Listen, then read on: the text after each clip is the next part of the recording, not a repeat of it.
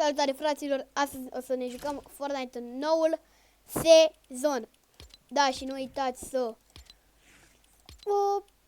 spuneți cum e ăsta sezonul. Și să încercăm să... Bun, de ăsta nou. Și să încercați să faceți ăsta, că mi se pare mișto. Și să încercăm să îl facem toți. Și dacă vreți să jucați cu mine, uitați aici. Și nu uitați să dați un mare like. Și dăm primul meci și cred că ultimul. Da, și nu uitați să dați un mare like, un subscribe și dați multe share-uri, da.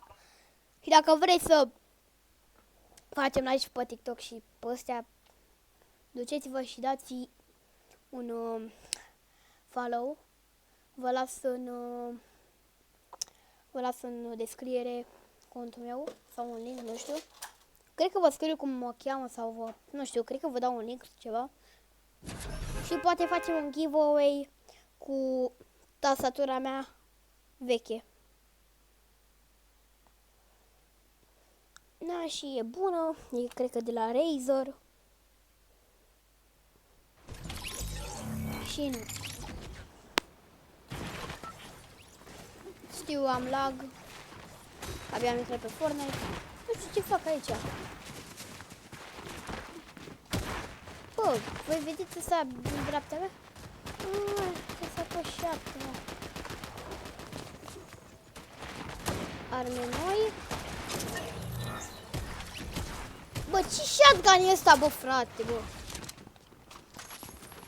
Și acum am mai vorbit cu un prieten. Bă, Cristi, tu vezi ce shotgun e ăsta?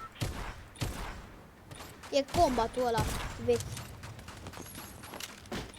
Ce părere ai, bă, Cristi? Salută și tu videoclipul. Ia zi, dați un like mare. Zi, mă, ce faci? Stau. Zi, dați un mare like, zi. Da, nu zice, îmi pare rău. Și nu uitați să... Deci el vrea să joace Fortnite și să nu uitați că din cauza la frățărul vostru a vorbit cu Epic Games-ul, dar nu, glumesc. Dacă vreți un backping sau chiar un rap pe arme, intrați pe Epic Games și dați acolo jos de tot până... Adică vă arăt eu după mine. Sper să vă placă acolo ce vă arăt eu. Da. Playeri. Sper că are fiecare mapă.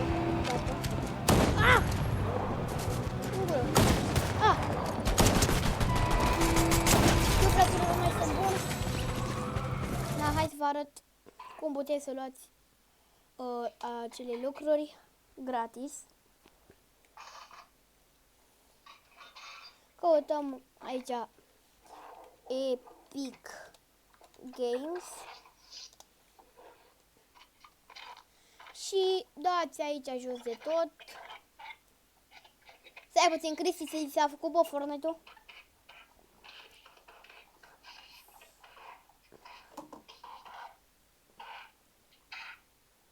Bă, dă-te dracu. Oricum am mâncat și eu astăzi. Așa. Și uitați aici, Fortnite giveaway. La mine nu știu de ce nu mă las să-l cumpăr, dar măcar voi să vă bucurați de el. Uitați. Măcar dacă merge acum cu voi pe videoclip, dar îl lăsăm așa. Uitați, nu l-am primit. N-am primit niciun backbling. Oricum eu nu țin backbling-urile, dar poate le țin așa de colecție. Stai puțin să îmi schimb și eu rap-ul. Știu că am un stil așa mai backpiece și m-am apucat de orlărit. Știu că am așa în vocea. Dar tu cum ai telefon la telefon? Ce, Cristi? Tu cum ai telefonat? Tu cum ai telefon la telefon?